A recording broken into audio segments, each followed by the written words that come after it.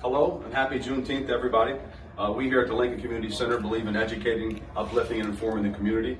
One of our key traits is that we've been an educational facility since 1865.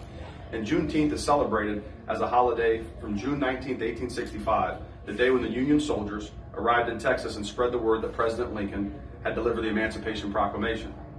News traveled so slowly in those days that Texas did not hear of Lincoln's proclamation, in which he gave on January the 1st of 1863.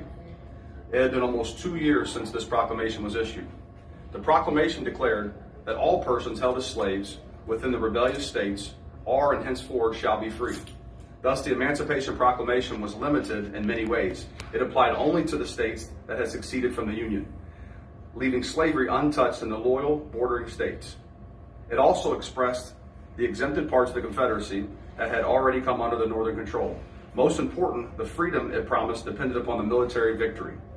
Although Juneteenth has been informally celebrated each year since 1865, it wasn't until June 3rd, 1979, that Texas became the first state to proclaim Emancipation Day, Juneteenth, an official state holiday.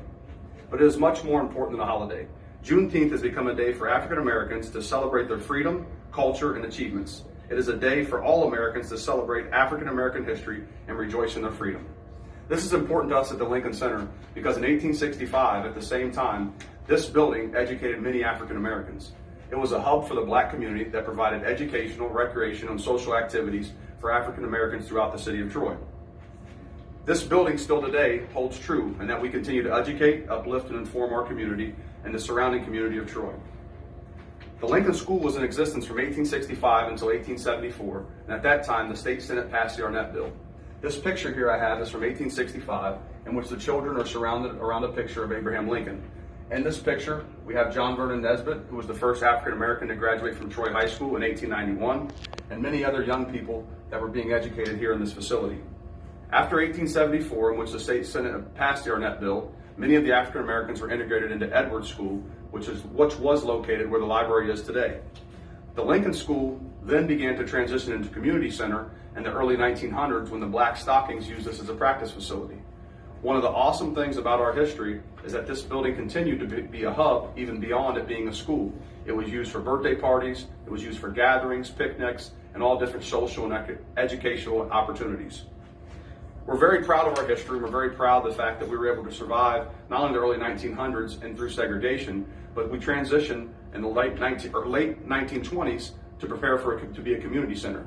Under the leadership of Dr. Wesley Bradford as the president and John Spencer, our founder, the Lincoln Center for 14 years was planned for, and it was associated and incorporated in 1924. For 14 years, our board met and planned to add on to this school to prepare for 17,400 square feet that had the pool that we have today, our gymnasium space, stage, and classrooms that flank the stage. One of the important history facts that we'd like to teach all people, and especially our young people, that this building was built by H.T. Wheat, who was a Troy native that was a brick mason that employed many African Americans here in the city of Troy.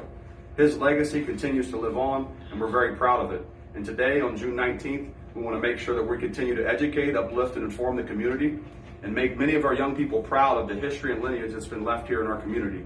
Many people that paved the way, such as John Spencer, Dr. Bradford, and also H.T. Wheat, are pioneers that we look up to and that we honor on today. So please continue to support the Lincoln Center, continue to support different culture, and celebrate Juneteenth. Everybody have a great Friday, and thank you.